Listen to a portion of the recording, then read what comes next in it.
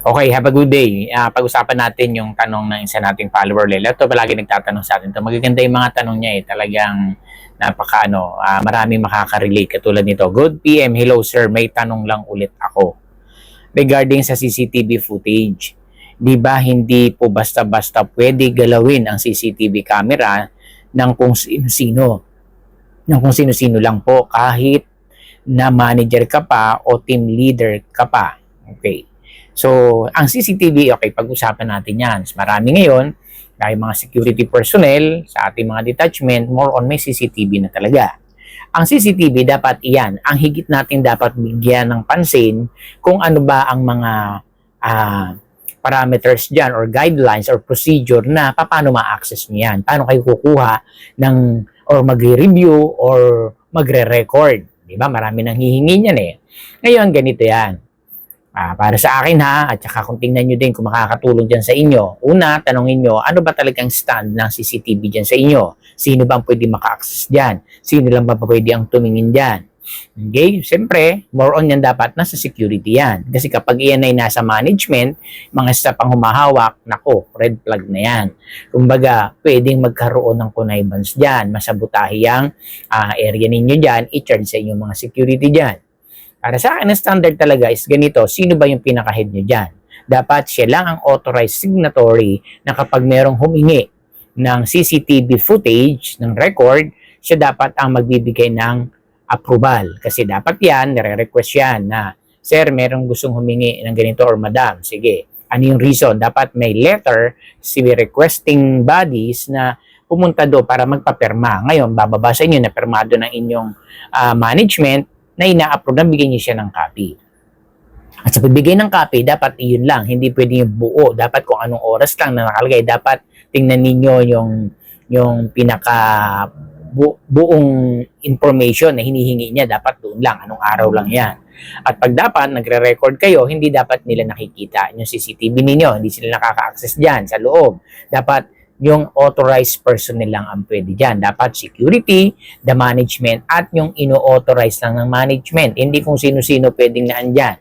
Dapat yan, guard lang ang nakakakita niyan. Ano? Siyempre, for confidential matter. Kasi mahirap yan. Mamaya makunang kayo ng mga footage dyan na ibigay sa hindi inaano yan. Naku po, madadami kayo dyan. Kasi nangyayari sa amin yan. Though, ina-approve naman ng company namin. Pati nga kami, napunta pa kami sa hukuman niya, nag-swear pa kami, nanumpa. Kasi nga, may nangyari dun sa area namin na hawak ko dati, tapos kailangan ng CCTV footage. Siyempre, gobyerno na, ay mga batas na ang humihingi. May galing na sa korte, nagre-request sa company namin. So, siyempre, ang ating management, magbibigay yan ng ano yan kasi hindi pwedeng nila bigyan kasi pwede tayong kaso na obstruction of justice, mga ganon. So in legalities, talagang dumadaan sa tamang proseso yan. Kailangan din tayo mga guard marunong maalam dyan kasi malaking magiging damage niyan, hindi lang sa atin lalo sa company kung saan tayo naka-assign. So ang aim natin is maprotektahan sila. So ganon, di nang hingi, punta kami, yun. Ay, ganun talaga. Kasi nasa amin ang meron kami kasi CCTV footage sa labas.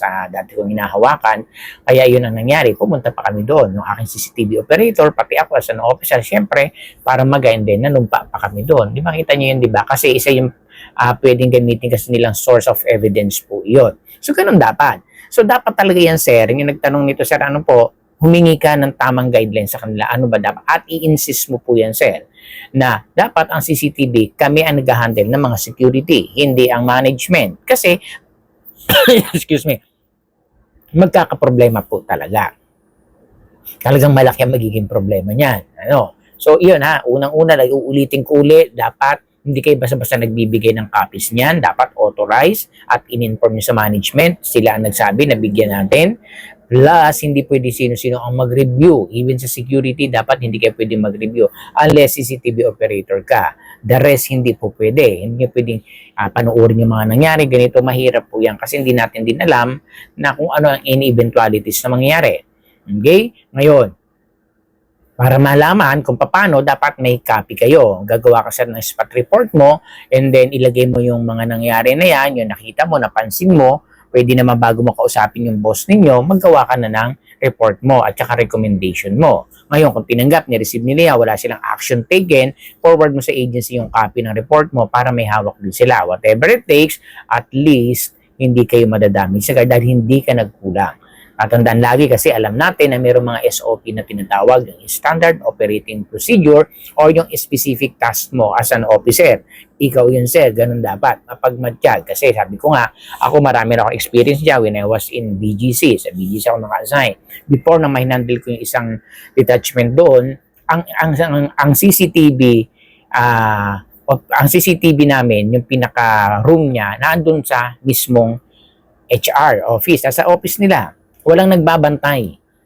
Store yun talagang mamahalin ang walang nagbabantay, talagang nakistag na doon. Pag kami nangyari, tsaka lang sisilipin na sila din ang nag-check. O sabi ko, kung hindi maganda to, kasi pwedeng kakilala nila, staff nila, itatago nila yan. Diba? Hindi natin inaano kasi alam nyo tayo mga guard, hindi naman tayo napaka-sobra naman itong mga to, hindi Alam natin ako minsan, may trabaho din akong ginagawa na minsan against na sa will ko Yung parang ayokong gawin, pero parte ng trabaho ko to.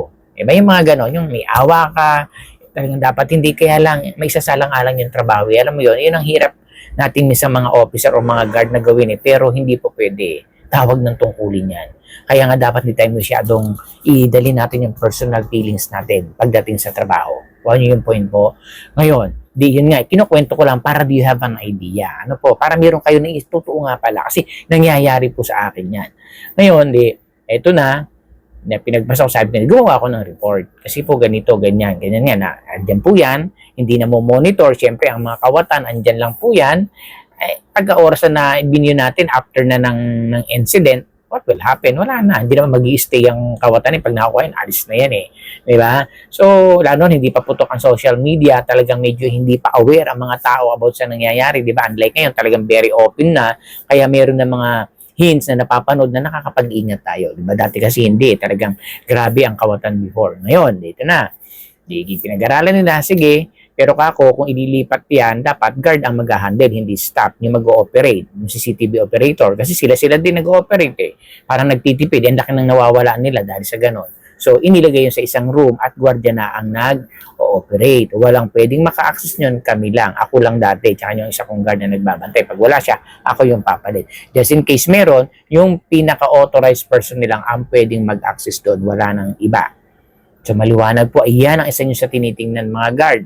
Hindi yung parang ambola pagdating sa security matters nasa management. Hindi natin sinasabi, hindi natin tinatanggal. Ibig sabihin kasi, malaki ang magiging problema. Kahit sabihin natin ang operator staff, may guard, nako, mahirap dapat buo guard talaga, as in.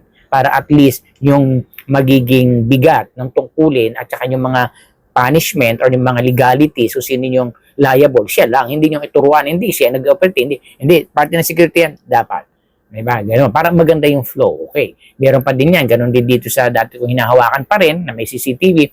Kahit sino nakaka-access. Pupunta kung sino-sino, housekeeping, maintenance, lahat. Parang ginawa na nilang yung area ng CCTV room. Parang pantry na. Andun yung kainan, lahat. Andun ang inabutan ko nung bagong dating ako. Sabi ko, ako kasi observant talaga ako, hindi ko sa inangat ang sarili ko. Pagdating sa trabaho ko, gusto ko tinitingnan ko yan. Ano yung pwedeng Hindi tayo perfect. Pero talagang iniisa-isa ko yan. Kaya sabi ko, hindi po pwede. Andun lahat yung mga gamit ng mga maintenance, mga susi, papasok doon, kuha, labas-pasok. Kaya tuloy yung lamig ng area, nawawala kasi bukas-sara. Tapos ang daming upang pag-break, nakapahinga lahat doon. May guard, kung sino-sino, doon kumakain. Sabi ko, anong klaseng CCTV room to? Diba? Parang ito yung pinakapuso ng kumpanya. Kumbaga, andito lahat. Tapos kung sino-sino nag-access, ginawan ko ng report yan.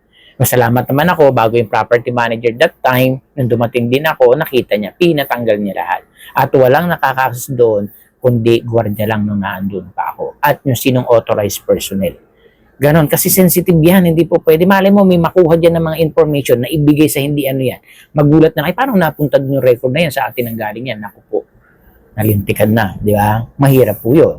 Kaya nga dapat lagi tayong maingat pagdating sa ganyan, lalo pagdating sa mga documentation, mga ganyan, kasi ang laki talaga na magiging problema dyan. So, ganun siya, gawa mo siya ng report yan, at kung ano yung maging sagot ng management, bigyan mo din ng copy ang agency ninyo. Para at least, ano man ang mangyari, hindi tayo sabi natural, iingatan natin yung sarili natin, safety first. Kaya nga dapat always manlisik magtanong. Kaya lagi kayo nagtatanong, kaya iba yung follower ko pa nagtatanong at alam kong talagang kailangan sagutin. Sinasagot ko na kahit busy ako, ginagawa ko ng paraan katulad nito. Mahalaga to CCTV, di ba? O kaya nga, ingat kayo palagi mga sir. Bigyan nyo ng halaga yan. Sabi nga kung tayo aalisin at nasa tama tayo, wala tayong magagawa, nakikipagkontrata lang tayo, ang mahalaga at ang pinaka-the best dyan is maingatan natin yung sarili natin. Kaya always mag-aral, magtanong, lagi kong sinasabi, manaliksik. Walang masamang magtanong kung may laman kaysa sa nagdudunong-dunungan na wala naman. Useless. Ang pagtatanong at may laman, tanda ng katalinuhan yan. Tanda ng maalam ka na marunong ka. Dahil lagi natin tandaan, lamang ang may alam.